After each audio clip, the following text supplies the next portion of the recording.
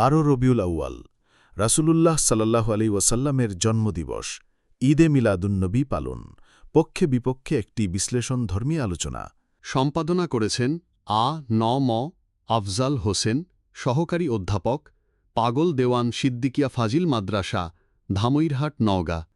12 রবিউল আউয়াল মুসলিম উম্মাহর জন্য একটি অত্যন্ত তাৎপর্যপূর্ণ দিন। এই দিনেই বিশ্বনবী হজরত মুহাম্মদ সাল্লাল্লাহু আলাইহি ওয়াসাল্লাম জন্মগ্রহণ করেছিলেন এবং এই দিনেই তিনি ইন্তেকাল করেছিলেন। এই বিশেষ দিনটিকে কেন্দ্র করে মুসলিম সমাজে রাসূলুল্লাহ সাল্লাল্লাহু আলাইহি ওয়াসাল্লামের জন্মদিবস পালন বা ঈদে মিলাদুন-নবী নিয়ে দীর্ঘকাল ধরে আলোচনা ও বিতর্ক চলে আসছে।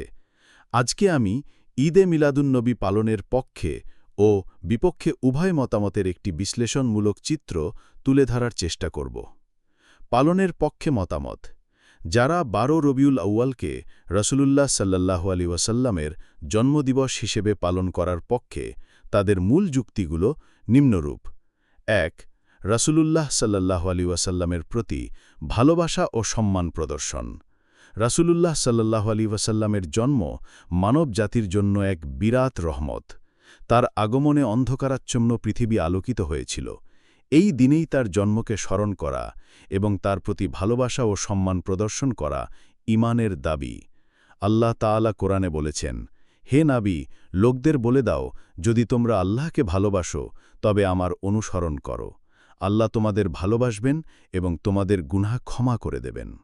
সূরা আলে ইমরান 3:31। রাসূল সাল্লাল্লাহু আলাইহি ওয়াসাল্লামের জন্মদিবস পালন তার প্রতি ভালোবাসারই একটি বহিঃপ্রকাশ। ২. কোরআনের নির্দেশনা। যদিও কোরআনে সরাসরি জন্মদিবস পালনের নির্দেশ নেই, তবে আল্লাহ তাআলা তার নেয়ামতসমূহ স্মরণ করার কথা বলেছেন। রাসূলুল্লাহ সাল্লাল্লাহু আলাইহি ওয়াসাল্লামের আগমন নিঃসন্দেহে আল্লাহ এক মহান নেয়ামত। আল্লাহ তাআলা বলেন, আর তোমার রবের নেয়ামতের কথা বর্ণনা করো। সূরা নং 93 আদ-দোহা আয়াত নং 11। রাসূলুল্লাহ সাল্লাল্লাহু আলাইহি ওয়াসাল্লামের জন্মদিবস পালন এই নেয়ামতকে স্মরণ করার একটি মাধ্যম। ৩. রাসূলুল্লাহ সাল্লাল্লাহু আলাইহি ওয়াসাল্লামের নিজস্ব আমল। রাসূলুল্লাহ সাল্লাল্লাহু আলাইহি ওয়াসাল্লাম প্রতি সোমবার রোজা রাখতেন। যখন তাকে এর কারণ জিজ্ঞাসা করা হলো, তিনি বললেন, এই দিনেই আমি জন্মগ্রহণ করেছি এবং এই দিনেই আমার উপর ওহী নাজিল হয়েছে। সহিহ মুসলিম। এই হাদিস থেকে বোঝা যায় যে রাসূলুল্লাহ সাল্লাল্লাহু আলাইহি ওয়াসাল্লাম নিজেই তার জন্মদিনের গুরুত্ব দিতেন এবং এই দিনে বিশেষ ইবাদত করতেন। এই আমলকে ভিত্তি করে অনেকে মনে করেন যে তার জন্মকে স্মরণ করা এবং এই দিনে ইবাদত করা জায়েজ। ৪. ইতিহাসের ধারাবাহিকতা। ইসলামের প্রাথমিক যুগ থেকেই মুসলিম বিশ্বের বিভিন্ন অঞ্চলে রাসূলুল্লাহ সাল্লাল্লাহু আলাইহি ওয়াসাল্লামের জন্মদিবস পালনের রেওয়াজ চলে আসছে। বিশেষ করে ফাতেমীয় খেলাফতের সময় থেকে এর আনুষ্ঠানিকতা শুরু হয় এবং পরবর্তীতে আইয়ুবী সুলতানদের সময় এটি আরও ব্যাপকতা লাভ করে। সূত্র: ইবনে খাল্লিকান, ওয়াফিয়াতুল আয়ান। এটি মুসলিম উম্মাহার একটি দীর্ঘদিনের ঐতিহ্য। ৫. সিরাত আলোচনা ও দাওয়াতের সুযোগ। তোমাদের জন্য আল্লাহর রসুলের মধ্যে উত্তম আদর্শ রয়েছে, যারা আল্লাহ আর শেষ দিনের আশা রাখে আর আল্লাহকে অধিক স্মরণ করে। সূরা আহজাব 33-21। এই দিনে মিলাদ মাহফিল, সিরাত আলোচনা ও বিভিন্ন ইসলামিক অনুষ্ঠানের আয়োজন করা হয়। এর মাধ্যমে সাধারণ মানুষ রাসূলুল্লাহ সাল্লাল্লাহু আলাইহি ওয়াসাল্লামের জীবন, আদর্শ ও সুন্নাহ সম্পর্কে জানতে পারে এবং তার শিক্ষা অনুসরণে উদ্বুদ্ধ হয়। এটি দাওয়াতের একটি কার্যকর মাধ্যম। পালনের বিপক্ষে মতামত: যারা 12 রবিউল আউয়ালকে রাসূলুল্লাহ সাল্লাল্লাহু আলাইহি ওয়াসাল্লামের জন্মদিবস হিসেবে পালন করার বিপক্ষে, তাদের মূল যুক্তিগুলো নিম্নরূপ। ১. কোরআন ও সুন্নাহর সরাসরি নির্দেশনার অভাব। কোরআন বা সহিহ হাদিসে রাসূলুল্লাহ সাল্লাল্লাহু আলাইহি ওয়াসাল্লামের জন্মদিবস পালনের কোনো সুস্পষ্ট নির্দেশ নেই। রাসূল সাল্লাল্লাহু আলাইহি ওয়াসাল্লাম নিজে, তার সাহাবায়ে কেরাম রাদিয়াল্লাহু আনহু বা তাবেঈনগণ কেউই এই দিনটিকে বিশেষ কোনো উৎসব হিসেবে পালন করেননি। যদি এটি ইসলামের অংশ হতো, তাহলে তারা অবশ্যই পালন করতেন।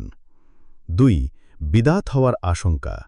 ইসলামের নতুন কোনো ইবাদত বা উৎসব প্রবর্তন করাকে বিদআত বলা হয়, যা পরিত্যাজ্য। রাসূলুল্লাহ সাল্লাল্লাহু আলাইহি ওয়াসাল্লাম বলেছেন, যে ব্যক্তি আমাদের এই দিনের মধ্যে এমন কিছু নতুন সৃষ্টি করবে যা এর অংশ নয়, তা প্রত্যাখ্যিত হবে। সহি বুখারী, সহি মুসলিম। যেহেতু রাসূলুল্লাহ সাল্লাল্লাহু আলাইহি ওয়াসাল্লাম বা সাহাবায়ে কেরাম রাদিয়াল্লাহু আনহুর যুগে এই দিবস পালনের কোনো প্রমাণ নেই, তাই এটিকে বিদআত হিসেবে গণ্য করা হয়। ৩. খ্রিস্টানদের অনুকরণ। কিছু আলেম মনে করেন যে রাসূলুল্লাহ সাল্লাল্লাহু আলাইহি ওয়াসাল্লামের জন্মদিবস পালনের ধারণাটি খ্রিস্টানদের যীশুখ্রিস্টের জন্মদিবস পালন বা ক্রিস্টমাস পালনের অনুকরণ। ইসলামে অন্য ধর্মের অনুকরণকে নিরুৎসাহিত করা হয়েছে। রাসূলুল্লাহ সাল্লাল্লাহু আলাইহি ওয়াসাল্লাম বলেছেন, যে ব্যক্তি কোনো জাতির সাদৃশ্য অবলম্বন করবে সে তাদেরই অন্তর্ভুক্ত হবে। সুনান আবু দাউদ। ৫. একই দিনে জন্ম ও ওয়াফাত।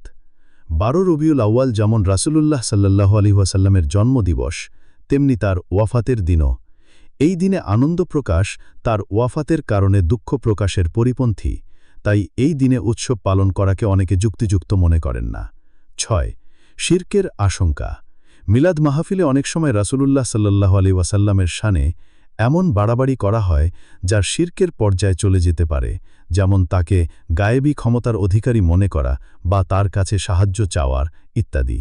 ইসলামে শিরক কঠোরভাবে নিষিদ্ধ। ১২ রবিউল আউয়াল রাসূলুল্লাহ সাল্লাল্লাহু আলাইহি ওয়াসাল্লামের জন্মদিবস পালন নিয়ে মুসলিম উম্মাহর মধ্যে দীর্ঘদিনের মতপার্থক্য বিদ্যমান। উভয় পক্ষেরই তাদের নিজস্ব যুক্তি ও ব্যাখ্যা রয়েছে, যা কোরআন, সুন্নাহ এবং ইসলামিক ইতিহাসের আলোকে পেশ করা হয়। যারা পালনের পক্ষে তারা রাসূলুল্লাহ সাল্লাল্লাহু আলাইহি ওয়াসাল্লামের প্রতি ভালোবাসা, তার নেয়ামতকে স্মরণ করা এবং সিরাত আলোচনার সুযোগকে প্রাধান্য দেন। তারা মনে করেন রাসূলুল্লাহ সাল্লাল্লাহু আলাইহি ওয়াসাল্লামের জন্মদিবস তার প্রতি শ্রদ্ধা ও ভালোবাসারই একটি মাধ্যম, যা মানুষকে তার আদর্শ অনুসরণে উদ্বুদ্ধ করে। অন্যদিকে যারা পালনের বিপক্ষে তারা কোরআন ও সুন্নাহর সরাসরি নির্দেশনার অভাব এবং বিদআতের আশঙ্কাকে প্রাধান্য দেন। তারা মনে করেন রাসূলুল্লাহ সাল্লাল্লাহু আলাইহি ওয়াসাল্লামের প্রতি প্রকৃত ভালোবাসা হল তার সুন্নাহকে যথাযথভাবে অনুসরণ করা এবং তার শেখানো পথের জীবন পরিচালনা করা, যা কোনো নির্দিষ্ট দিনে উৎসব পালনের মধ্যে সীমাবদ্ধ নয়। এই বিতর্কের মাঝে দিবসটি পালনের পক্ষে একটি উপসংহার টানা যেতে পারে এই বলে যে রাসূলুল্লাহ সাল্লাল্লাহু আলাইহি ওয়াসাল্লামের জন্মদিবসকে কেন্দ্র করে তার সিরাত আলোচনা, তার আদর্শের প্রচার এবং তার প্রতি ভালোবাসা ও শ্রদ্ধা প্রদর্শনের যে সুযোগ তৈরি হয় তা মুসলিম উম্মার জন্য অত্যন্ত কল্যাণকর। যদি এই পালন শরীয়তসম্মত পন্থায় হয়, অর্থাৎ কোনো প্রকার বিদআত, শিরক বা বাড়াবাড়ি থেকে মুক্ত থাকে, তবে তা রাসূলুল্লাহ সাল্লাল্লাহু আলাইহি ওয়াসাল্লামের প্রতি আমাদের ঈমানী ভালোবাসাকে আরও সুদৃঢ় করতে সাহায্য করে। গুরুত্বপূর্ণ হল, এই দিনে আমরা রাসূলুল্লাহ সাল্লাল্লাহু আলাইহি ওয়াসাল্লামের জীবন ও আদর্শ থেকে শিক্ষা গ্রহণ করি এবং তার দেখানো পথে নিজেদের জীবনকে পরিচালিত করি। তার প্রতি ভালোবাসা যেন কেবল একটি দিনের আনুষ্ঠানিকতার মধ্যে সীমাবদ্ধ না থাকে, বরং আমাদের প্রতিটি কাজে, প্রতিটি মুহূর্তে তার সুন্নাহার প্রতিফলন ঘটে। এই দিনে আমরা তার জন্য দরুদ ও সালাম পাঠাই এবং তার উম্মত হিসেবে তার শাফায়েত লাভের আশায় নেক আমল করি। এই ধরনের পালন, যা কোরআন ও সুন্নাহার মূলনীতির সাথে সংঘর্ষিক নয়, তা মুসলিম উম্মার মধ্যে ঐক্য ও ভালোবাসার সেতুবন্ধন তৈরি করতে পারে। আমিন।